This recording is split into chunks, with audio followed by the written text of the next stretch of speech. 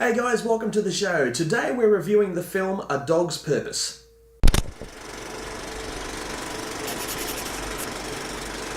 Now guys, before we get started, a quick disclaimer.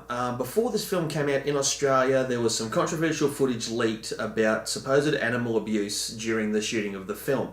The American Humane Association came forward and said that this footage was investigated and was found to be fake. And one of the film stars, Dennis Quaid, even came forward and said that this was completely false and that if there was anything like that happening on set, he would have left the project altogether. So I'm not an expert with the American Humane Association, so if it turns out that this footage was in fact falsified, so be it, we'll put it aside. We're going to judge the film solely based on its own merits. So the film centres on a sort of a dog's soul, if you will, named Bailey. And he goes through this life in progress where he experiences different dogs' lives through different owners.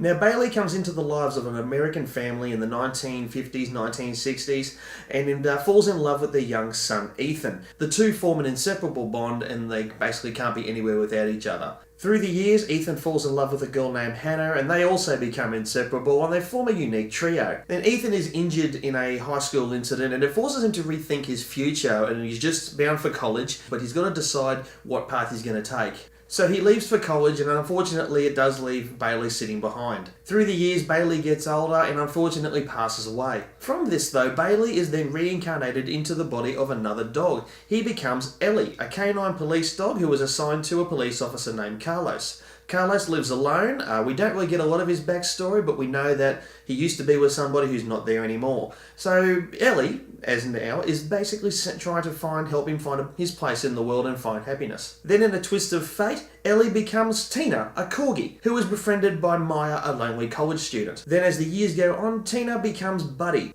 And Buddy sees the opportunity to reconnect with Ethan many years after they've been separated. But of course he wasn't the same dog when Ethan was a teenager, so he has to try and find a way for Ethan to recognise him after all these years. Now straight away, I'm probably biased in whether or not this film is any good or not because I'm a massive dog lover. Anyone who knows me knows that. We actually foster greyhounds and we've got a young one, Sparky, who's with us at the moment. So immediately straight away I probably feel a little bit wrong in supporting a dog film without any sort of fair objectivity for a review because, well, it's a dog film, it's always going to be perfect. Now, if there's anyone like me out there who is a dog lover or an animal lover of any kind, get ready to be kicked into the heart with this film.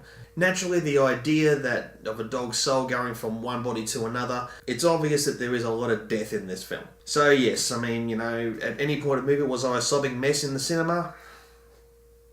Guilty. But come on, they're dogs, they're beautiful. God, give me a break, shut up. Now, I think what makes the movie interesting is this warhorse-like approach to the story. Now, it was based off a book, but the idea of this dog's spirit mind sort of going from one animal to the next and enriching people's lives, or trying to, as it goes along, I thought it made for a really compelling story, rather than sort of staying with one family and sort of going through the motions. There are moments in the film that do go through the motions. This is where it gets a little bit bogged down. Rather than sort of earn your affection, it sort of pushes these sentimental beats that could come from any story. Unfortunately, that goes against the movie because it's sort of like cueing the violins before anything's really, earned that. There are moments in the movie that are incredibly sweet. There's one cat gag that is hilariously funny, but it's so wrong.